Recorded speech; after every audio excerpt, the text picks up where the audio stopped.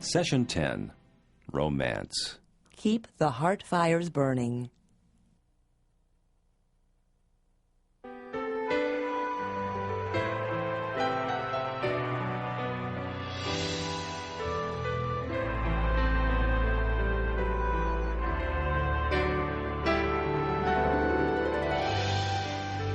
Morning. Hi, son. How's it going? Oh, fine. Boy, I hope the fish are biting today. Oh, me too. You ready? Yeah, your mom fixed us a little lunch. What are we having? Well, I don't know. All right, chocolate chip. Yeah, My favorite. and mine. You know, I don't know when your mom baked these things. Your mom. What's that? Oh, it's nothing. Well, come on, what is it? It's nothing, just a little love note. From Mom? Oh, yeah, of course it's from your mom. Well, what's it say? Well, I think that's a little personal, son. Mom's still doing that? Well, yeah, why are you so surprised? Well, after all these years. You know, I remember one time I told your mom to pack her sneakers in the car before church. I mean, I didn't tell her why. After church, I'd packed a big lunch and we went down to the lake. We had us a nice little romantic picnic. I mean, just the two of us. Wow. Deb and I don't do anything like that anymore. You know, I mean, we never. Hey, you want to hear this? Oh, yeah, what's up? I don't know, Dad. You know, I mean, we used to get so excited about just being together. The littlest things were so special. Well, yeah, you were a lovesick little puppy. I used to take hours just to try to think of something special that I could do for her, just to see her eyes light up. We were so in love. You still love her. Yeah, I love her and respect her. I mean, take her to dinner and, you know, I don't know, Dad, just kind of routine. Somehow we kind of lost the spark. And I don't know where it's gone.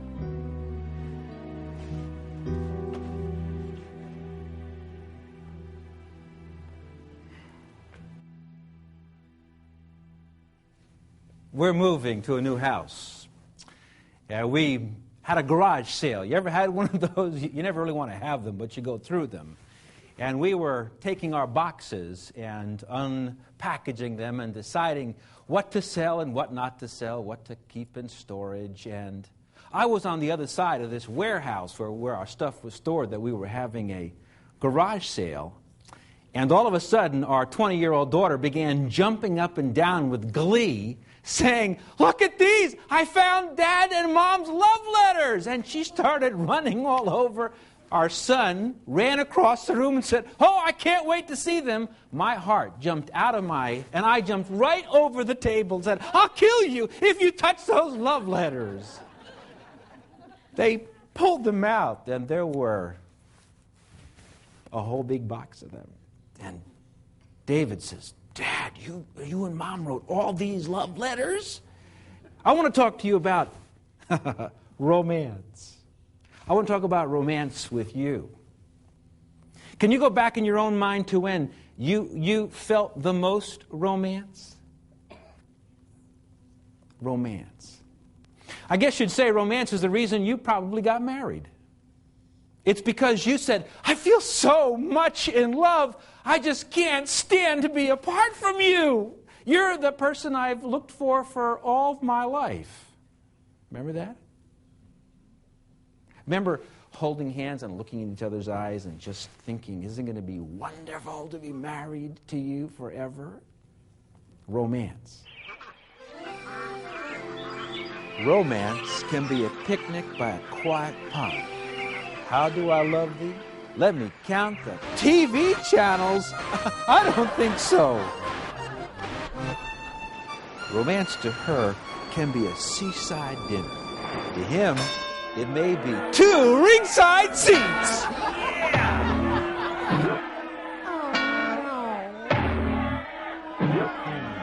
Romance is giving. Now what could he be giving me? Flowers? Jewelry? He's gonna love this toaster. Romance is a date with your spouse.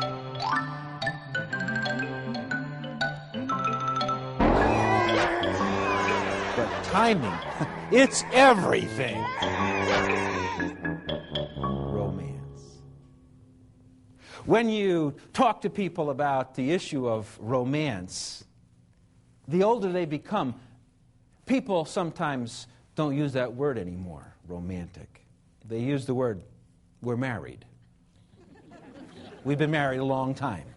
Of course we love each other. But romantic is for those kids.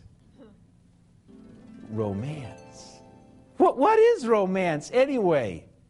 Romance is a kind of love, isn't it? Can you fervently love somebody and not have romantic love? Yes. Romantic love is only supposed to occur right preceding marriage and in marriage. Romantic love is a particular kind of love, isn't it? That draws you closer and closer together. And when that romantic love is there in a marriage, when there's the sparkle, there's the waking up in the morning and a sense of anticipation of what's going to take place today, and you think about that person you're in love with and you call them on the phone, or you think, what can I get them today? It's a romantic part. What is the key to that romantic part anyway? How does it really work? Is it just something that kind of floats in marriage at the beginning and then visits every once in a while, you know? Or is it something that can be regularly yours? And if so, how on earth does it really work? What makes romantic love really work? I would probably guess that every one of us would love to feel romantic love a lot. There's something about that just gives your life zip. It's wonderful, isn't it? It makes you comb your hair more and dress nicer, and it adds that part of your life that you find yourself whistling. It's wonderful to be in love, isn't it?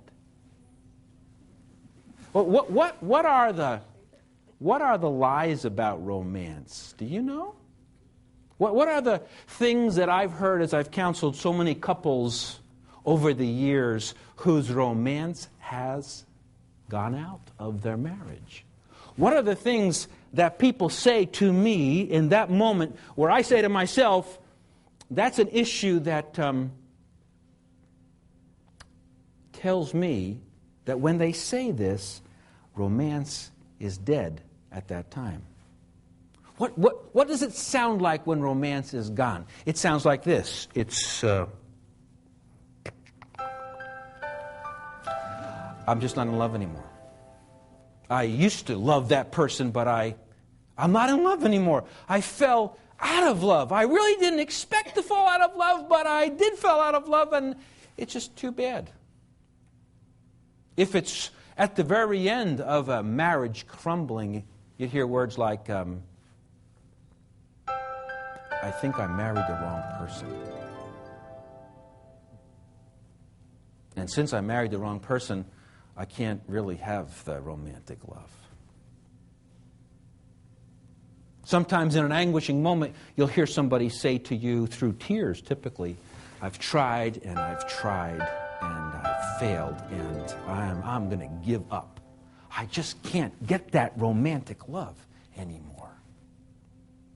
Sometimes you hear people say, I'm just too old and I'm too tired.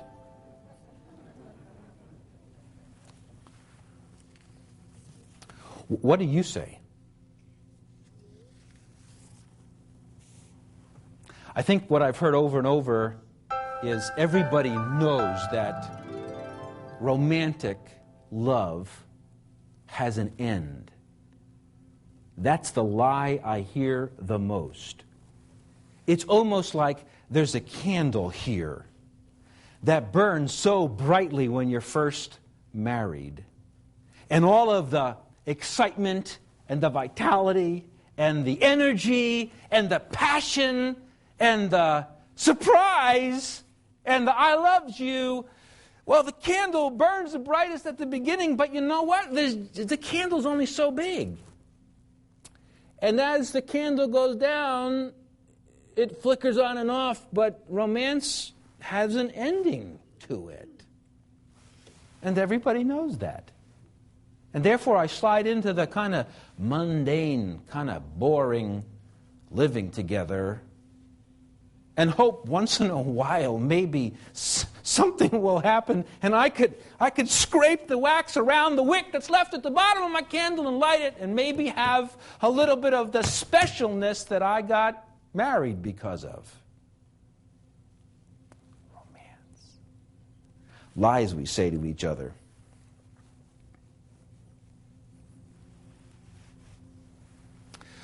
I've heard this one many times. My spouse just can't love me that way. They just can't. That's another way of saying I married the wrong person. And I think the one that I kind of hear a lot when it comes around to counseling, maybe the second or third time, where they just say it's just not meant to be, I guess. When people say that, you know what they're really saying? They're saying, I've decided to let my marriage be dead. And when that death happens, it really isn't my fault. I wish that person who married me, who used to think I was so special, would turn around and rediscover me and fall back in love with me. And then I'd have the specialness back. But you know what? What you're really looking for isn't that they love you, but that you have the feeling of love in your heart. Because you can have somebody love you and not have romantic love toward them, and guess what you're missing? The reason why you got married in the first place. You had the feeling. Not just they had the feeling, but you did. You had that romantic love toward the other person. What's the cause of the romance going out? Do you know? There's only two. There's only two. There's only two. Cause number one. Cause number two. Do you know what it is? The number one reason is just about in everybody's marriage quite a bit. And it takes the heart of the person, if they do this incorrectly, and I almost feel like your heart is full of compartments of more and more of your romantic love. And if in time you begin to do this, you'll take compartments of your heart and you'll close the door and you'll put a little lock on it and you'll hold it back. And in time, if those doors begin to close, then before long, your heart is cold and your heart is closed. You know what it is? The first one, it's the refusal to forgive your spouse for hurting you. You see, it's the people that love you the most that can hurt you the deepest.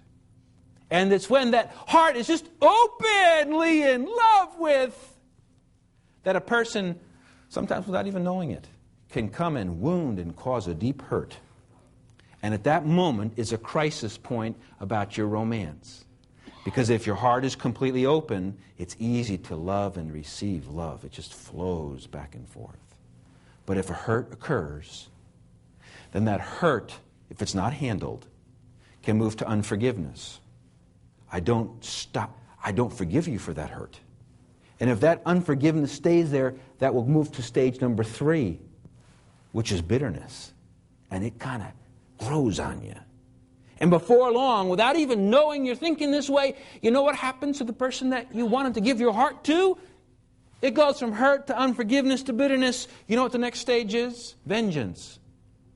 But you don't think vengeance. You just say to yourself, I'm not going to let him or her hurt me again.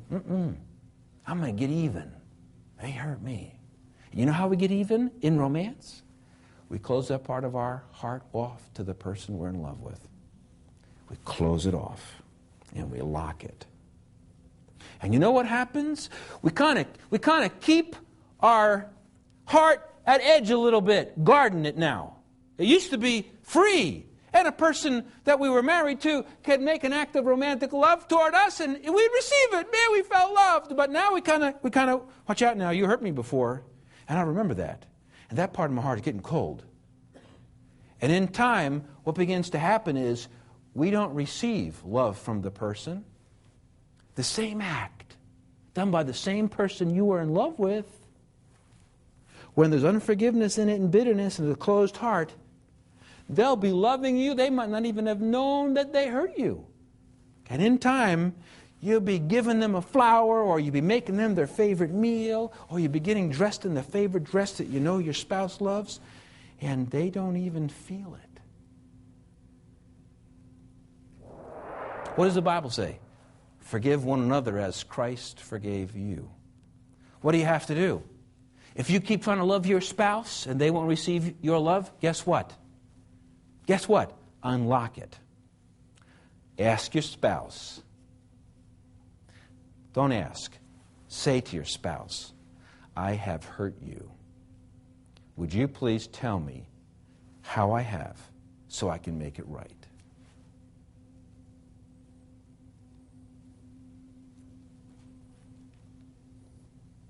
And maybe your spouse doesn't ask you that question. You know what you have to do? You have to open your own heart. You take your cold heart that doesn't want to be hurt again, and you bring it right over to the person that hurt you and open it. Rip off the lock. Take it off. Open yourself again, or else you'll never feel love again. And every reason you got married in the early part was because you loved what happened in your heart to this person who loved you more than anybody else. And you'd give your right arm to have that love again. And for you to have the love again, you know how you're going to do that? You have to take off the lock off the hurt. And take that hurt over to the person and say, you hurt me very bad. And I want to forgive you for hurting me. They don't have to apologize. They should. Hopefully they will. But it's your heart that's hurt. Fix it. Forgive.